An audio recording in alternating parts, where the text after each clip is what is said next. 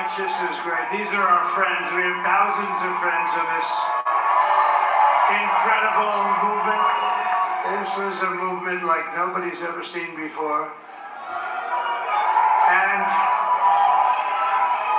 frankly, this was, I believe, the greatest political movement of all time. There's never been anything like this in this country, and maybe beyond. And now it's going to reach a new level of importance because we're going to help our country heal. We're going to help our country heal. We have a country that needs help, and it needs help very badly. We're going to fix our borders. We're going to fix everything about our country. And we made history for a reason tonight, and the reason is going to be just that. We overcame obstacles that nobody thought possible, and it is now clear that we've achieved the most incredible political thing. Look what happened. Is this crazy?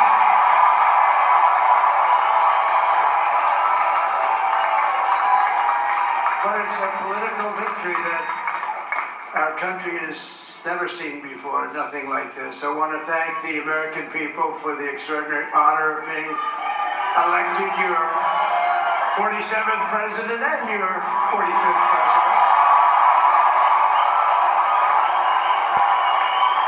And to every citizen, I will fight for you, for your family, and your future. Every single day I will be fighting for you, and with every breath in my body, I will not rest until we have delivered the strong, safe, and prosperous America that our children deserve and that you deserve. This will truly be the golden age of America. That's what we have to have. This is a magnificent victory for the American people that will allow us to make America great again. And in addition to having won the battleground states of North Carolina, I love these places. Georgia, Pennsylvania, and Wisconsin. We are now winning in Michigan, Arizona, Nevada, and Alaska, which would result in us carrying at least 315 electoral votes.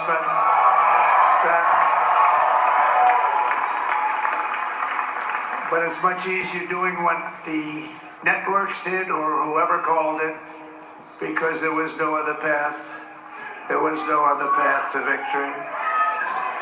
We also have won the popular vote.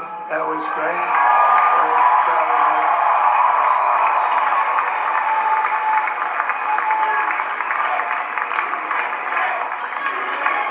Thank you.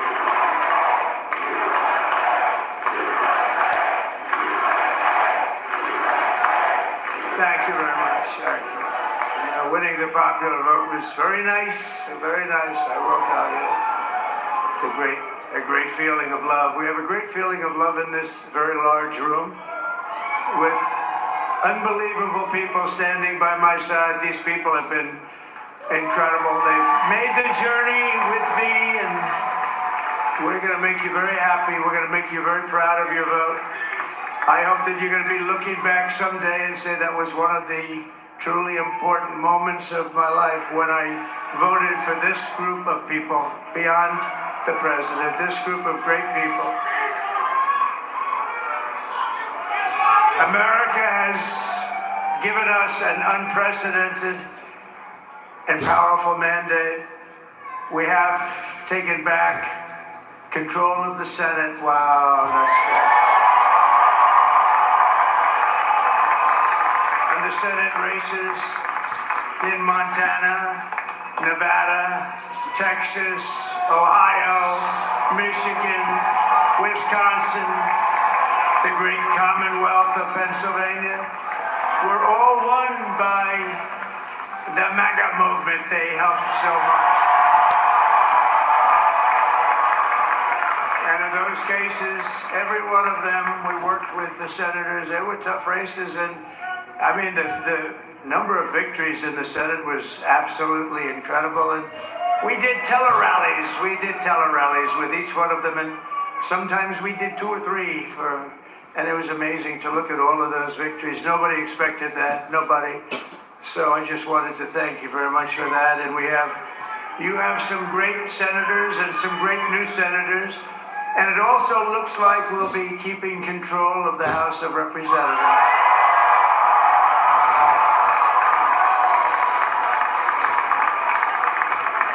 And I want to thank Mike Johnson. I think he's doing a terrific job. Terrific job. I want to also thank my beautiful wife, Melania, First Lady.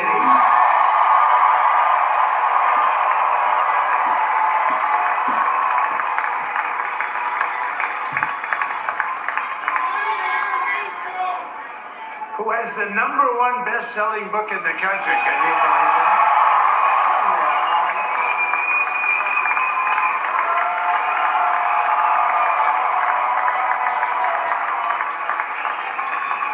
No, she's done a great job, works very hard to help people. So I just want to thank her. But I want to thank my whole family, my amazing children, and they are amazing children. Now, we all think our children are amazing. Everybody here thinks their children are amazing, but that's a good thing when you think they are. But Don, Eric, Ivanka, Tiffany, Barron, Laura, Jared, Kimberly, Michael, thank you all. What a help.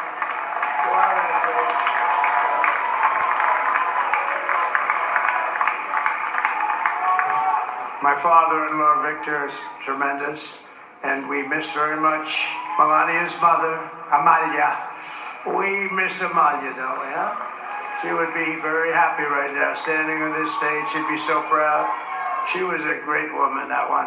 Beautiful inside and out. She was a great woman. I want to be the first to congratulate our great, now I can say, Vice President-elect of the United States.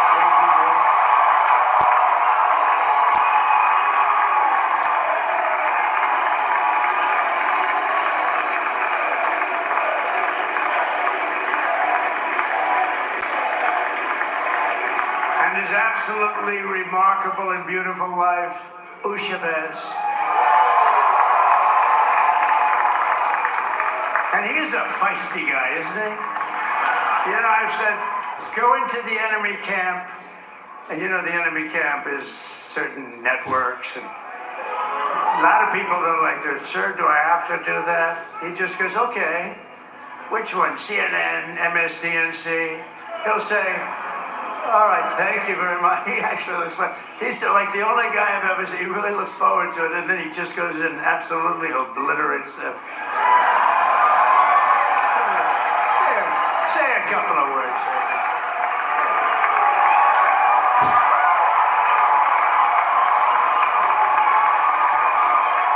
Wow.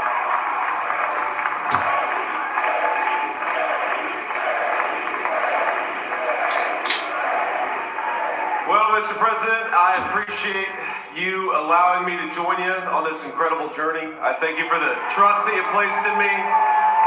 And I think that we just witnessed the greatest political comeback in the history of the United States of America.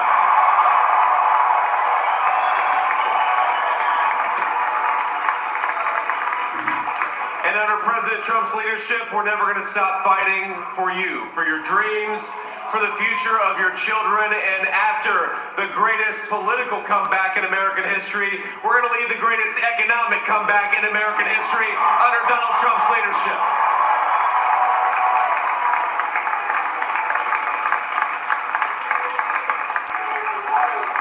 Thank you very much. He's turned out to be a good choice. I took a little heat at the beginning, but he was, I knew the brain was a good one, about as good as it gets. And we love the family, and we're going to have a great 4 years, and we're going to turn our country around, make it something very special. It lost that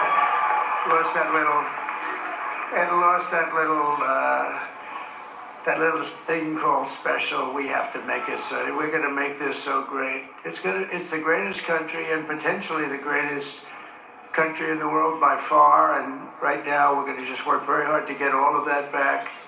We're going to make it the best it's ever been. We can do that. If we had to wait longer, I don't know. It was going bad, and it was going bad fast. We're going to have to seal up those borders, and we're going to have to let people come into our country. We want people to come back in, but we have to let them come back in, but they have to come in legally. They have to come in legally. Let me also express my tremendous appreciation for Susie and Chris, the job you did. Susie, come here.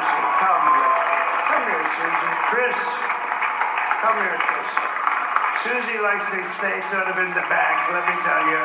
The Ice Maiden, we call her the Ice Maiden. Chris, come here, Chris. Susie likes to stay in the background. She's not in the background. This wasn't expected, but I just want to thank, obviously, President Trump for this journey. It was a great one, and he's a hell of a candidate. And he's going to be a hell of a great 47th president. And this team that we had, the best team, and of course, even my boss, Susie Wiles, the best. Thank you. Thank you, and thank you, Susie. Look at this. She's shot. I've never seen her be shot before. Susie. They're great. Everybody up here is great. Everybody up here is very special. But the Trump, who did you say? Oh, let me tell you, we have a new star. A star is born, Elon. Now he is. Now he's an amazing guy. We were sitting together tonight. You know, he spent 2 weeks in Philadelphia and different parts of Pennsylvania, campaigning. You know, he sent the rocket up 2 weeks ago, and I saw that rocket, I saw it coming down, I saw it, when it left, it was beautiful, shiny white. When it came down, it didn't look so pretty. It was going 10,000 miles an hour, and it was burning like hell. I said, what happened to your paint job? He said, we've never made a paint that could withstand that kind of heat. And, but I saw it come down and turn around. And it was, you know, it's like 22 stories tall, by the way. It looks a little smaller than that, but it's big. And it came down, and you saw that fire burning. And I'm saying, only Elon can do this. It must be an Elon. And I tell the story. I told it last night. I had a man on the phone. I had the screen muted, no sound. I was talking to a very important man, happens to be here. And that very important guy, one of the most important people in, I would say, the country, actually. But, you know, I was president, and now it looks like I was going to be maybe president again, so I figured I could ask him to hold. So I asked him to hold. And especially because you're going to be president again, they hold. So I took the phone down, and I'm looking at the screen. I'm seeing this crazy thing that's going around and coming down. It looks like it's going to crash into the gantry. And I said, oh, no. And I said, do me a favor, do you mind holding for a couple of minutes? I want to see this. I thought it was a space-age movie or something. I put the phone down. Bad part, I didn't pick it up for 45 minutes, and he was holding. But this spaceship came down, and I saw those engines firing, and it looked like it was over. It was going to smash, and then I saw the fire pour out from the left side, and I put it straight. And it came down so gently, and then it wrapped those arms around it, and it held it. And just like you hold your baby at night, your little baby. And it was a beautiful thing to see. And I called Elon. I said, Elon, was that you? He said, yes, it was. I said, who else can do that? Can Russia do it? No. Can China do it? No. Can the United States do it other than you? No, nobody can do that. I said, that's why I love you, Elon, that's great. And you know, when we had the tragic Hurricane Helene, and it hit North Carolina, they were really devastated, the water. This was a big water, as big as we've ever seen, water hurricane. It built lakes out of nothing. Fields became lakes, and the danger was unbelievable. And the people from North Carolina came to me and they said, would it be possible, at all possible, for you to speak to Elon Musk? We need Starlink. I said, what's Starlink? It's a form of communication. So I called Elon. And I'll tell you what, he had, and it was very dangerous. People would die. They had no communication. All the wires were down. I called Elon Musk. I said, Elon, you have something called Starlink. Is that right? Yes, I do. What the hell is it? He said, it's a communication system that's very good. I said, Elon, they need it really, really badly in North Carolina. Can you get it? He had that there so fast. It was incredible. So, and it was great. It saved a lot of lives. He saved a lot of lives. But he's a character. He's a special guy. He's a super genius. We have to protect our geniuses. We don't have that many of them. We have to protect our super geniuses. I want to thank some of the guys. You know, we have up here today the U.S. Open champion. He's a fantastic golfer, slightly longer than me. It's a ball a little bit longer than me. Just a little bit. Bryson DeChambeau is up here someplace. What happened to Bryson? Where is he?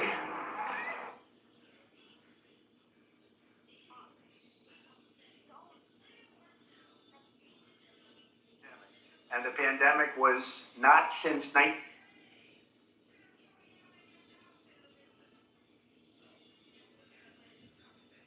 presidential debate. We want to welcome viewers watching on ABC and around the world tonight. Vice President Kamala Harris and President Donald Trump are just moments away from taking the stage in this unprecedented race for president. And I'm Lindsay Davis. Tonight's meeting could be the most consequential event of their campaigns, with Election Day now less than 2 months away. For Vice President Kamala Harris, this is her first debate since President Biden withdrew from the race on July 21st. Of course, that decision followed his debate against President Donald Trump in June. Since then, this race has taken on an entirely new dynamic. And that brings us to the rules of tonight's debate. 90 minutes with 2 commercial breaks. No topics or questions have been shared with the campaigns. The candidates will have 2 minutes to answer questions, and this is the clock. That's what they'll be seeing. 2 minutes for rebuttals and 1 minute for follow-ups, clarifications, or responses. Their microphones will only be turned on when it's their turn to speak. No pre-written notes allowed.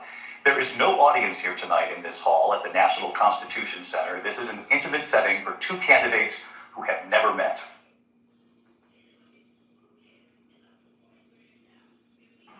Kamala Harris, is that good debate? Thank you. Welcome to you both. It's wonderful to have you. It's an honor to have you both here tonight. Good evening. We are looking forward to a spirited and thoughtful debate. So let's get started.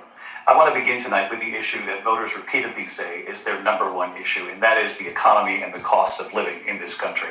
Vice President Harris, you and President Trump were elected 4 years ago, and your opponent on the stage here tonight often asks his supporters, are you better off than you were 4 years ago? When it comes to the economy, do you believe Americans are better off than they were 4 years ago?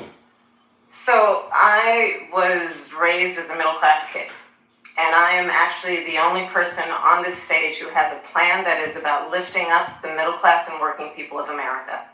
I believe in the ambition, the aspirations, the dreams of the American people.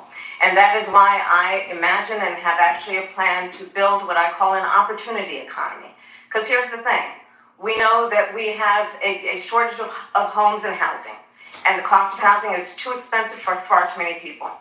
We know that young families need support to raise their children, and I intend on extending a tax cut for those families of $6,000, which is the largest child tax credit that we have given in a long time, so that those young families can afford to buy a crib, buy a car seat, buy clothes for their children. My passion, one of them, is small businesses. My mother raised my sister and me, but there was a woman who helped raise us. We call her our second mother. She was a small business owner. I love our small businesses. My plan is to give a $50,000 tax deduction to start up small businesses, knowing they are part of the backbone of America's economy. My opponent, on the other hand, his plan is to do what he has done before, which is to provide a tax cut for billionaires and big corporations, which will result in $5 trillion to America's deficit. My opponent has a plan that I call the Trump sales tax, which would be a 20% tax on everyday goods that you rely on to get through the month. Economists have said that Trump sales tax would actually result for middle-class families in about $4,000 more a year because of his policies and his ideas about what should be the backs of middle-class people paying for tax cuts for billionaires. President Trump, I'll give you 2 minutes. First of all, I have no sales tax. That's an incorrect statement. She knows that. We're doing tariffs on other countries. Other countries are going to finally, after 75 years, pay us back for all that we've done for the world. And the tariff will be substantial in some cases. I took in billions and billions of dollars, as you know, from China. In fact, they never took the tariff off because it was so much money they can't. It would totally destroy everything that they've set out to do. They're taking in billions of dollars from China and other places. They've left the tariffs on. When I had it, I had tariffs, and yet I had no inflation.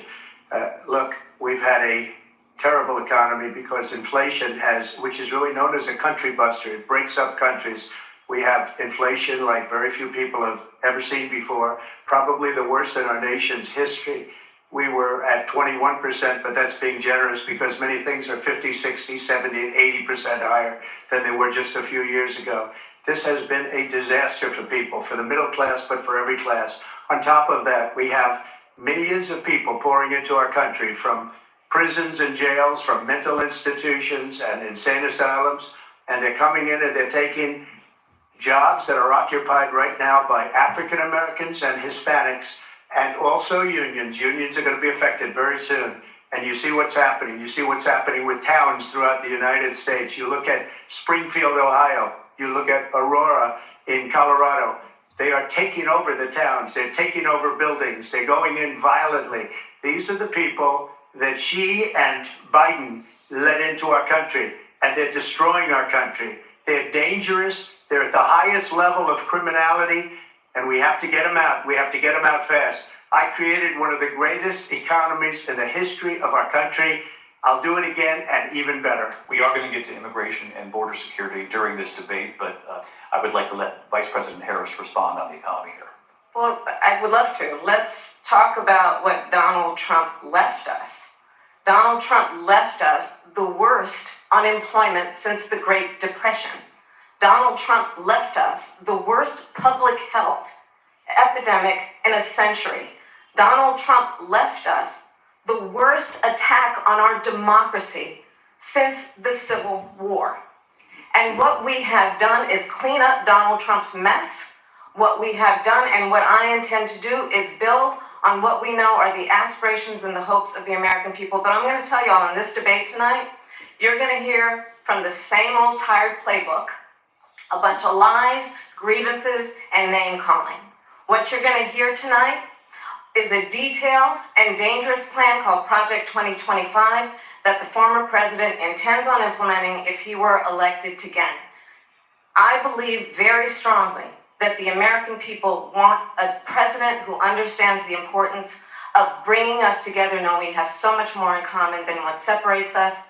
And I pledge to you to be a president for all Americans. President Trump, will give you a minute to respond. Number one, I have nothing to do, as you know, and as she knows better than anyone, I have nothing to do with Project 2025. That's out there. I haven't read it. I don't want to read it purposely. I'm not going to read it. This was a group of people that got together. They came up with some ideas. I guess some good, some bad, but it makes no difference. I have nothing to do. Everybody knows I'm an open book. Everybody knows what I'm going to do. Cut taxes very substantially and create a great economy like I did before. We had the greatest economy. We got hit with a pandemic. And the pandemic was not since 1917, where 100 million people died, has there been anything like it. We did a phenomenal job with the pandemic. We handed them over a country where the economy and where the stock market was higher than it was before the pandemic came in. Nobody's ever seen anything like it. We made ventilators for the entire world. We got gowns, we got masks, we did things that nobody thought possible. And people give me credit for rebuilding the military. They give me credit for a lot of things, but not enough credit for the great job we did with the pandemic. But the only jobs they got were bounce back jobs. These were jobs bounced back, and it bounced back and it went to their benefit. But I was the one that created them. They know it, and so does everybody else. Vice President Harris, I'll let you respond. So Donald Trump has no plan for you. And when you look at his economic plan, it's all about tax breaks for the richest people. I am offering what I describe as an opportunity economy, and the best economists in our country, if not the world, have reviewed our relative plans for the future of America. What Goldman Sachs has said is that Donald Trump's plan would make the economy worse, mine would strengthen the economy. What the Wharton School has said is Donald Trump's plan would actually explode the deficit. 16 Nobel laureates have described his economic plan as something that would increase inflation and by the middle of next year would invite a recession. You just have to look at where we are and where we stand on the issues. And I'd invite you to know that Donald Trump actually has no plan for you because he is more interested in defending himself than he is in looking out for you. It's just a soundbite. They give them that to say. Look, I went to the Wharton School of Finance, and many of those professors, the top professors, think my plan is a brilliant plan. It's a great plan. It's a plan that's going to bring up our worth, our value as a country. It's going to make people want to be able to go and work and create jobs and create a lot of good, solid money for our country. And just to finish off, she doesn't have a plan. She copied Biden's plan, and it's like 4 sentences, like run, spot, run. 4 sentences that are just, oh, we'll try and lower taxes. She doesn't have a plan. Take a look at her plan. She doesn't have a plan. Mr. President, I do want to drill down on something you both brought up. The Vice President brought up your tariffs. You responded, and let's drill down on this because your plan is what she calls is essentially a national sales tax. Your proposal calls for tariffs, as you pointed out here, on foreign imports across the board. You recently said that you might double your plan, imposing tariffs up to 20% on goods coming into this country. As you know, many economists say that with tariffs at that level, costs are then passed on to the consumer. Vice President Harris has argued it'll mean higher prices on gas, food, clothing, medication, arguing it costs the typical family nearly $4,000 a year. Do you believe Americans can afford higher prices because of tariffs? They're not going to have higher prices. What's going to have and who's going to have higher prices is China and all of the countries that have been ripping us off for years. I was the only president ever. China was paying us hundreds of billions of dollars, and so were other countries. And, you know, if she doesn't like them, they should have gone out and they should have immediately cut the tariffs. But those tariffs are there 3.5 years now under their administration. We are going to take in billions of dollars, hundreds of billions of dollars. I had no inflation, virtually no inflation. They had the highest inflation perhaps in the history of our country because I've never seen a worse period of time. People can't go out and buy cereal or bacon or eggs or anything else. The people of our country are absolutely dying with what they've done. They've destroyed the economy. And all you have to do is look at a poll. The polls say 80 and 85 and even 90% that the Trump economy was great, that their economy was terrible. Vice President Harris, I do want to ask for your response. And you heard what the president said there, because the Biden administration did keep a number of the Trump tariffs in place. So how do you respond? Well, let's be clear that the Trump administration resulted in a trade deficit, one of the highest we've ever seen in the history of America. He invited trade wars. You want to talk about his deal with China? What he ended up doing is under Donald Trump's presidency, he ended up selling American chips to China to help them improve and modernize their military, basically sold us out, when a policy about China should be in making sure the United States of America wins the competition for the 21st century, which means focusing on the details of what that requires, focusing on relationships with our allies, focusing on investing in American-based technology so that we win the race on AI, on quantum computing, focusing on what we need to do to support America's workforce so that we don't end up having on the short end of the stick in terms of workers' rights. But what Donald Trump did, let's talk about this, with COVID, is he actually thanked President Xi for what he did during COVID. Look at his tweet. Thank you, President Xi, exclamation point, when we know that Xi was responsible for lacking and not giving us transparency about the origins of COVID. President Trump, I'll let you respond. First of all, they bought their chips from Taiwan. We hardly make chips anymore because of philosophies like they have and policies like they have. I don't say her because she has no policy. Everything that she believed 3 years ago and 4 years ago is out the window. She's going to my philosophy now. In fact, I was going to send her a MAGA hat. She's gone to my philosophy. But if she ever got elected, she'd change it. And it will be the end of our country. She's a Marxist. Everybody knows she's a Marxist. Her father's a Marxist professor in economics, and he taught her well. But when you look at what she's done to our country, and when you look at these millions and millions of people that are pouring into our country monthly, where it's, I believe, 21 million people, not the 15 that people say, and I think it's a lot higher than the 21. That's bigger than New York State pouring in. And just look at what they're doing to our country. They're criminals. Many of these people coming in are criminals. And that's bad for our economy, too. You know, you mentioned before, we'll talk about immigration later. Well, bad immigration is the worst thing that can happen to our economy. They have, and she has, destroyed our country with policy that's insane. Almost policy that you'd say they have to hate our country. President Trump, thank you. Lindsay? I want to turn to the issue of abortion. President Trump, you've often touted that you were able to kill Roe v. Wade. Last year, you said that you were proud to be the most pro-life president in American history. Then last month, you said that your administration would be great for women and their reproductive rights. In your home state of Florida, you surprised many with regard to your 6-week abortion ban, because you initially had said that it was too short. And you said, quote, I'm going to be voting that we need more than 6 weeks. But then the very next day, you reversed course and said you would vote to support the 6-week ban. Vice President Harris says that women shouldn't trust you on the issue of abortion because you've changed your position so many times. Therefore, why should they trust you? Well, the reason I'm doing that vote is because the plan is, as you know, the vote is, they have abortion in the 9th month. They even have, and you can look at the governor of West Virginia, the previous governor of West Virginia, not the current governor, who's doing an excellent job, but the governor before, he said the baby will be born and we will decide what to do with the baby. In other words, we'll execute the baby. And that's why I did that, because that predominates, because they're radical. The Democrats are radical in that. And her vice presidential pick, which I think was a horrible pick, by the way, for our country, because he is really out of it.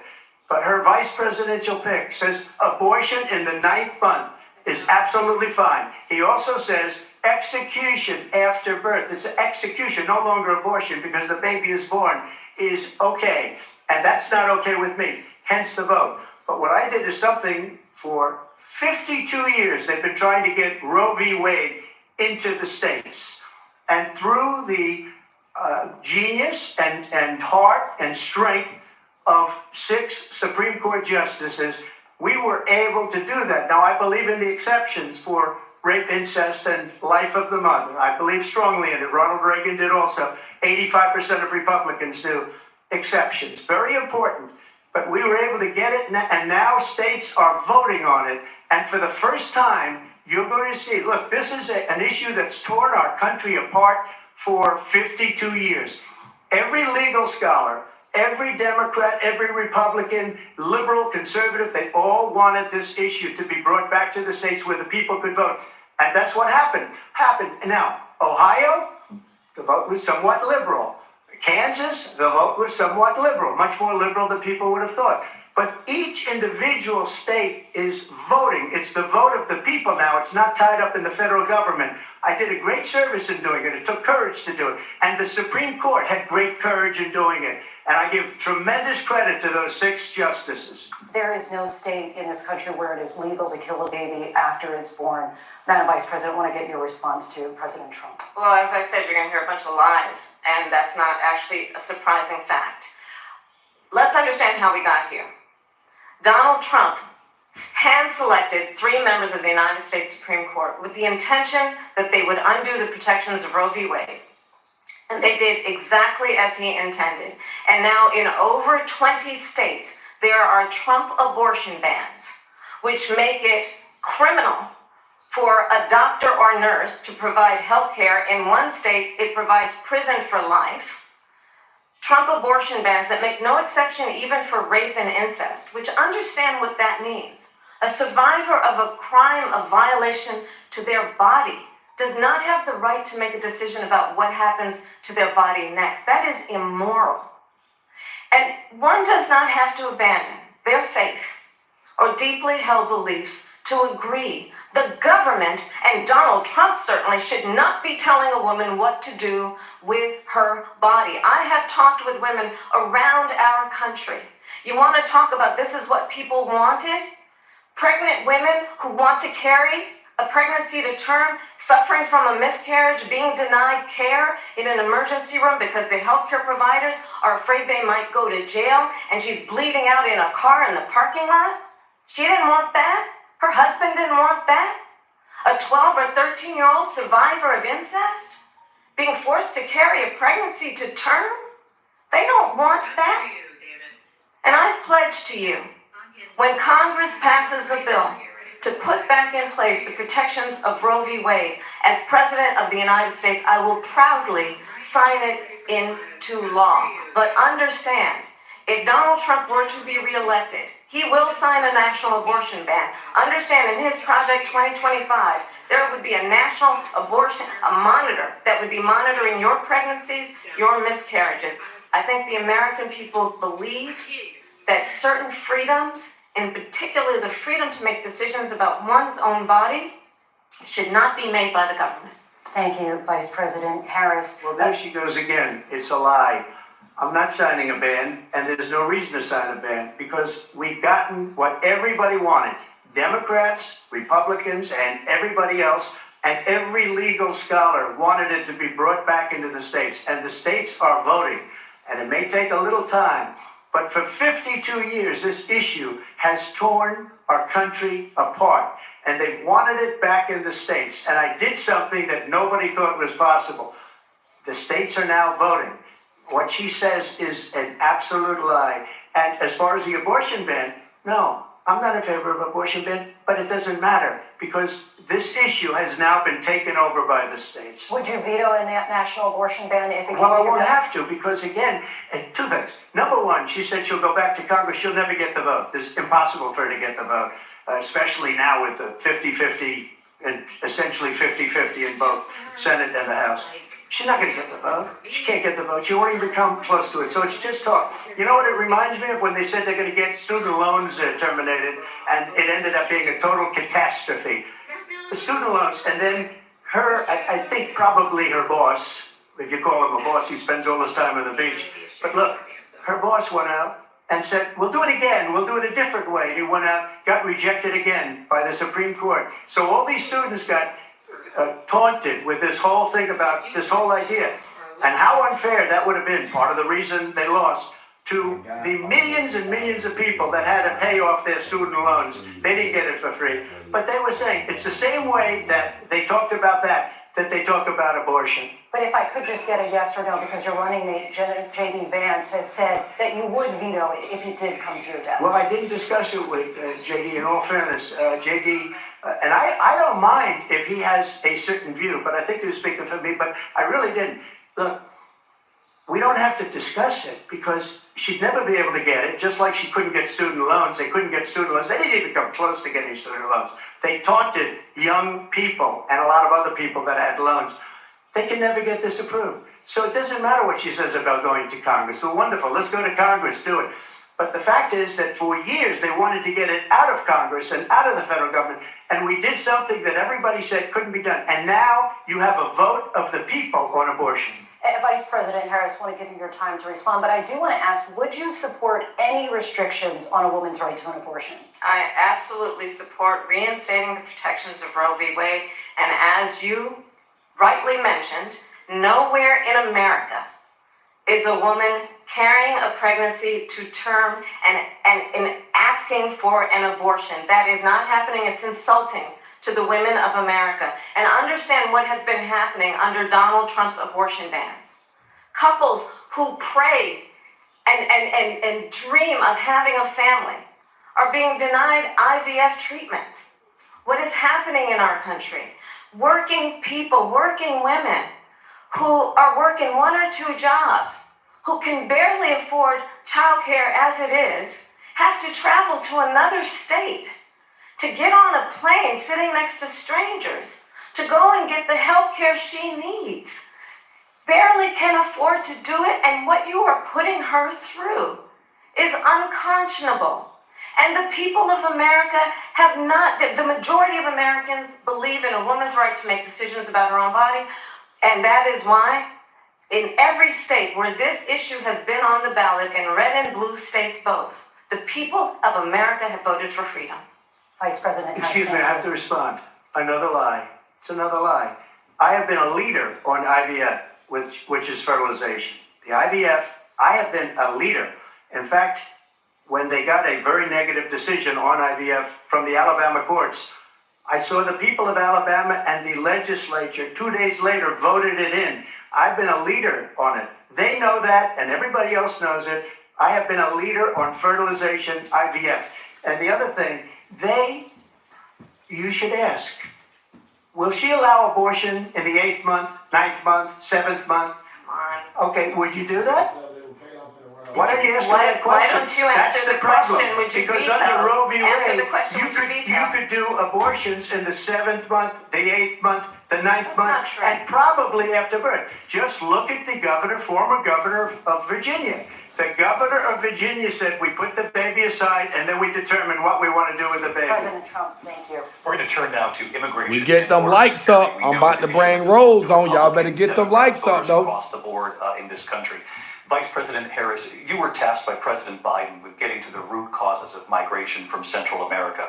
We know that illegal border crossings reached a record high in the Biden administration. This past June, President Biden imposed tough new asylum restrictions. We know the numbers since then have dropped significantly. But my question to you tonight is, why did the administration wait until 6 months before the election to act? And would you have done anything differently from President Biden on this? So I'm the only person on this stage who has prosecuted transnational criminal organizations for the trafficking of guns, drugs, and human beings. And let me say that the United States Congress, including some of the most conservative members of the United States Senate, came up with a border security bill which I supported.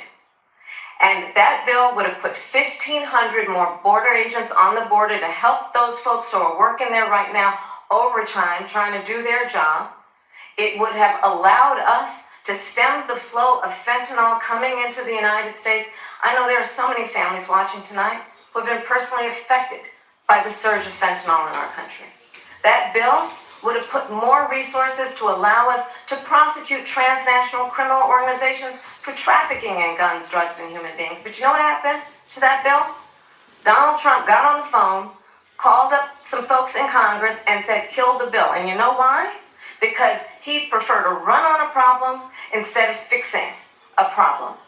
And understand, this comes at a time where the people of our country actually need a leader who engages in solutions, who actually addresses the problems. Waiting on them to invite accept the invite to go live. Well, I wasn't gonna do it, but I decided to. Hopefully she got it. Hopefully she got it. If not, I have to start it over. Come on, Tammy. Hold on. What's her name? I know I just seen you on my live.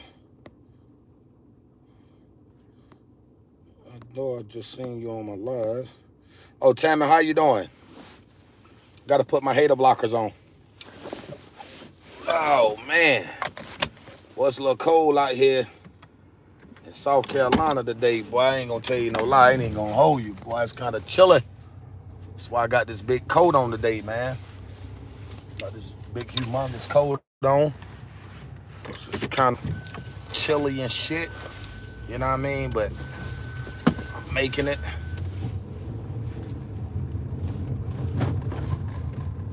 That's right. Happy time, Tammy. You already know.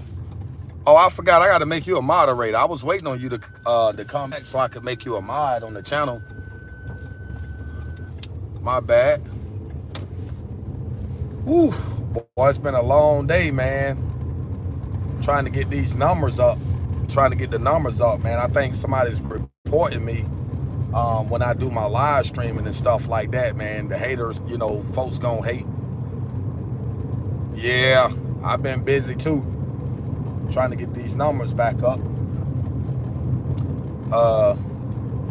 Let me reach out to Miss Rose and see if she wants to come on the camera. I'll be right back.